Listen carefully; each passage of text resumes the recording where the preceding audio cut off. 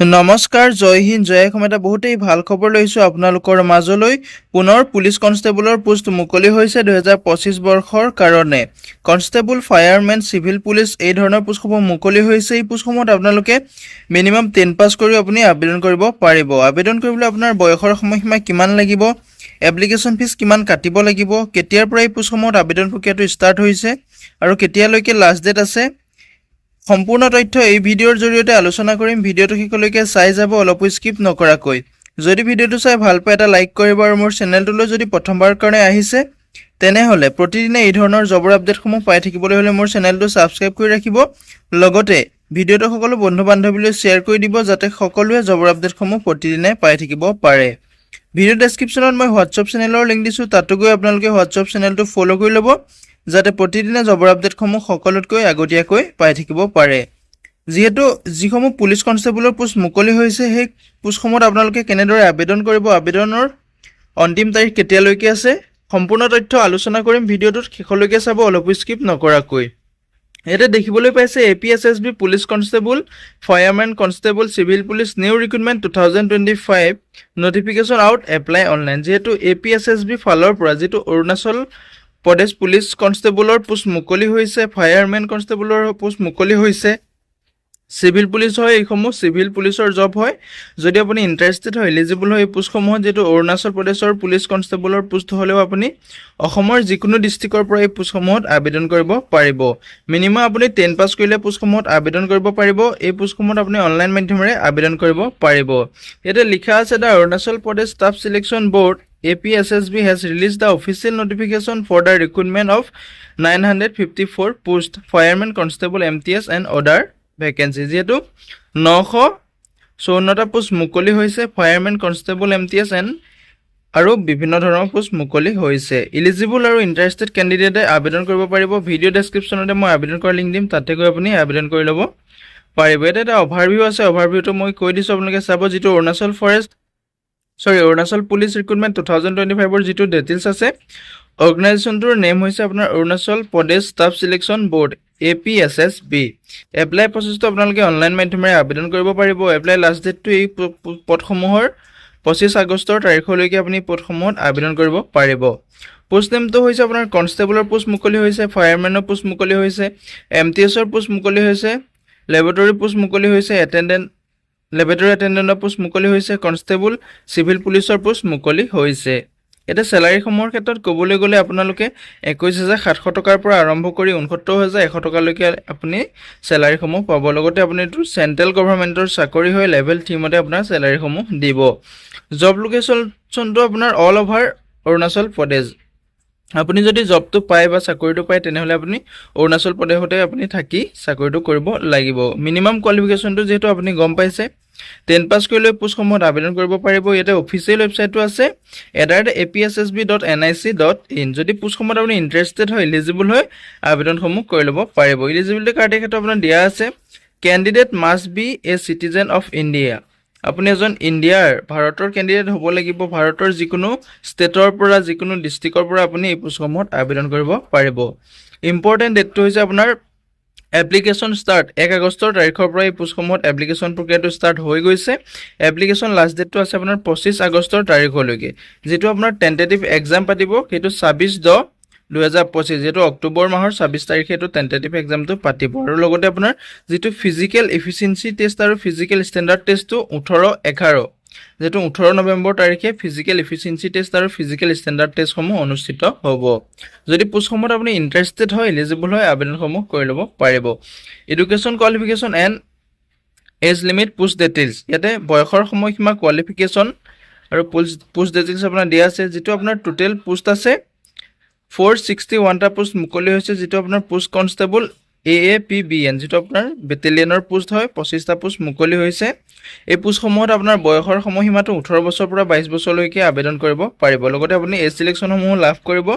যদি আপুনি SC বা STৰ কেণ্ডিডেট হয় তেনেহ'লে 5 বছৰকৈ এজ চিলেকশ্যনসমূহ লাভ কৰিব পাৰিব। যদি আপুনি OBCৰ কেণ্ডিডেট হয় তেনেহ'লে আপুনি 3 বছৰকৈ এজ চিলেকশ্যনসমূহ লাভ কৰিব পাৰিব। এতিয়া এডুকেশ্যন কোৱালিফিকেশ্যনটো আপুনি মিনিমাম 10 পাছটো কৰিলে এই পোষ্টসমূহত আবেদন কৰিব পাৰিব। লগতে আপোনাৰ ফিজিকেল ষ্টেণ্ডাৰ্ডটো থাকিব লাগিব। এতিয়া নেম অফ পোষ্ট কনষ্টেবল, এতিয়া চিভিল পুলিচৰ ক্ষেত্ৰত যিটো 268টা পোষ্ট মুকলি হৈছে, এই পোষ্টসমূহৰ ক্ষেত্ৰতো আপোনাৰ বয়সৰ সময়সীমাটো 18 বছৰৰ পৰা 22 বছৰ বয়সলৈকে আবেদন কৰিব পাৰিব। লগতে আপুনি এই চিলেকশ্যনসমূহ লাভ কৰিব। যদি আপুনি SC STৰ কেণ্ডিডেট হয় তেনেহ'লে আপুনি 5 বছৰকৈ এই চিলেকশ্যনসমূহ লাভ কৰিব পাৰিব, আৰু OBC MOBCৰ কেণ্ডিডেট হ'লে আপুনি 3 বছৰকৈ এই চিলেকশ্যনসমূহ লাভ কৰিব পাৰিব। এতিয়া এডুকেশ্যন কোৱালিফিকেশ্যন এই পোষ্টটোৰ ক্ষেত্ৰতো আপোনাৰ 10 পাছ কৰিলে আবেদন কৰিব পাৰিব। লগতে আপোনাৰ ফিজিকেল ষ্টেণ্ডাৰ্ড বা ফিজিকেল ফিটনেছটো আপোনাৰ থাকিব লাগিব। যিটো আপোনাৰ নেক্সট পোষ্ট আছে টেক্স এক্সাইজ এণ্ড নেৰকটিছত যিটো পোষ্ট মুকলি হৈছে, তাত আপোনাৰ 2টা পোষ্ট মুকলি হৈছে। তাতে আপোনাৰ এডুকেশ্যন কোৱালিফিকেশ্যনটো 10 পাছো কৰিব লাগিব। লগতে আপোনাৰ যদি ITI বা কিবা ইকুইভেলেণ্ট চাৰ্টিফিকেট আছে তেতিয়া আপুনি পোষ্টটোত ইণ্টাৰেষ্টেড হ'ব। ফিজিকেল ষ্টেণ্ডাৰ্ডটো আপোনাৰ থাকিব লাগিব এই পোষ্টটোৰ ক্ষেত্ৰতো। যিটো আপোনাৰ ফায়াৰমেনৰ পোষ্ট আছে তাত আপোনাৰ 51টা পোষ্ট মুকলি হৈছে। সেই পোষ্টটোৰ ক্ষেত্ৰত আপোনাৰ বয়সৰ সময়সীমাটো 18 বছৰৰ পৰা 32 বছৰ বয়সলৈকে আপুনি আবেদনসমূহ কৰিব পাৰিব। লগতে আপুনি এই চিলেকশ্যনসমূহ লাভ কৰিব পাৰিব, যিটো অৰুণাচল প্ৰদেশৰ চৰকাৰৰ যিটো ৰুল আছে সেইমতে আপুনি এই চিলেকশ্যনসমূহ লাভ কৰিব পাৰিব। SC STৰ কাৰণে 5 বছৰকৈ এই চিলেকশ্যন লাভ কৰিব পাৰিব, আৰু OBCৰ কাৰণে 3 বছৰকৈ চিলেকশ্যন লাভ কৰিব পাৰিব। এতিয়া এডুকেশ্যন কোৱালিফিকেশ্যনটো আপোনাৰ এই পোষ্টটোৰ ক্ষেত্ৰতো আপুনি মিনিমাম 10 পাছ কৰিলে আবেদন কৰিব পাৰিব। লগতে আপোনাৰ ফিজিকেল ষ্টেণ্ডাৰ্ডটো থাকিব লাগিব। যিটো আপোনাৰ নেক্সট পোষ্ট আছে লেবৰেটৰী এটেণ্ডেণ্ট, তাত আপোনাৰ এটা পোষ্ট মুকলি হৈছে। এই পোষ্টটোৰ ক্ষেত্ৰতো আপুনি 18 বছৰৰ পৰা 35 বছৰ বয়সলৈকে আবেদনসমূহ কৰিব পাৰিব।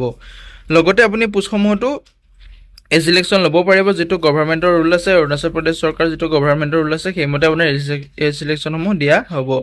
এডুকেশ্যন কোৱালিফিকেশ্যনৰ ক্ষেত্ৰত ক'বলৈ গ'লে এই পোষ্টটো আপুনি মেট্ৰিকুলেশ্যন মানে আপুনি 10 পাছ কৰিলে এই পোষ্টটো আবেদন কৰিব পাৰিব। যিটো আপোনাৰ নেক্সট পোষ্ট আছে এই পোষ্টটোৰ ক্ষেত্ৰত যিটো আপোনাৰ 10 পাছ কৰিলে আবেদন কৰিব পাৰিব। যিটো আপোনাৰ লেবৰেটৰী এটেণ্ডেণ্ট আছিলে এটা পোষ্ট মুকলি হৈছে, সেই পোষ্টটোৰ ক্ষেত্ৰত আপোনাৰ 19,900 টকাৰ পৰা 63,200 টকালৈকে আপুনি দৰমহাসমূহ পাব। এইটো আপোনাৰ গ্ৰেড 3 পোষ্ট হয়। ইয়াতে লেভেল 2ৰ মতে আপোনাৰ চেলাৰীসমূহ দিব।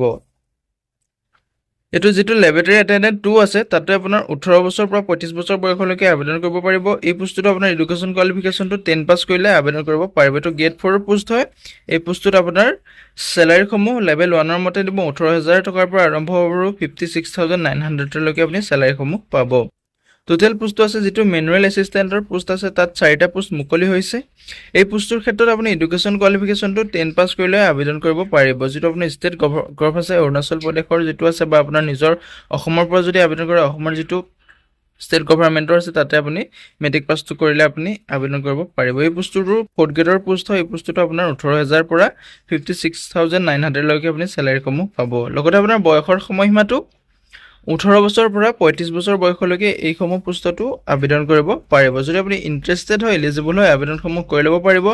যিহেতু এটা বহুতেই ভাল সুবিধা আহিছে, সুযোগ আহিছে, সুবিধা সুযোগটো নেহেৰুৱাব। ইণ্টাৰেষ্টেড হ'লে, এলিজিবল হ'লে আবেদনসমূহ কৰি ল'ব পাৰিব। যিটো নেক্সট আপোনাৰ MTSৰ পোষ্ট আছে, তাত 108টা পোষ্ট মুকলি হৈছে। এই পোষ্টটোৰ ক্ষেত্ৰতো আপোনাৰ বয়সৰ সময়সীমাটো 18 বছৰৰ পৰা 35 বছৰ বয়সলৈকে দিয়া আছে। লগতে আপুনি এই চিলেকশ্যনসমূহ লাভ কৰিব পাৰিব। এডুকেশ্যন কোৱালিফিকেশ্যনৰ ক্ষেত্ৰত ক'বলৈ গ'লে এই পোষ্টটো আপোনাৰ 10 পাছ কৰিলে আপুনি আবেদন কৰিব পাৰিব। পোষ্টটো আপোনাৰ গ্ৰেড 4 লেভেলৰ হয়। ইয়াতে আপুনি 18,000 পৰা 56,900লৈকে আপুনি দৰমহাসমূহ পাব। এপ্লিকেশ্যন ফিজৰ ক্ষেত্ৰত ক'বলৈ গ'লে যিটো APSTৰ আছে তাতে আপুনি 150 টকাকৈ এপ্লিকেশ্যন ফিজ কাটিব লাগিব। যিসকল জেনেৰেল আছে তেওঁলোকে 200 টকাকৈ এপ্লিকেশ্যন ফিজ কাটিব লাগিব। যিসকল PWBDৰ হয় তেওঁলোকে কোনো ধৰণৰ এপ্লিকেশ্যন ফিজ কাটিব নালাগে। পে'মেণ্ট মোডটো আপোনালোকে অনলাইন মাধ্যমেৰে পে'মেণ্ট কৰিব পাৰিব।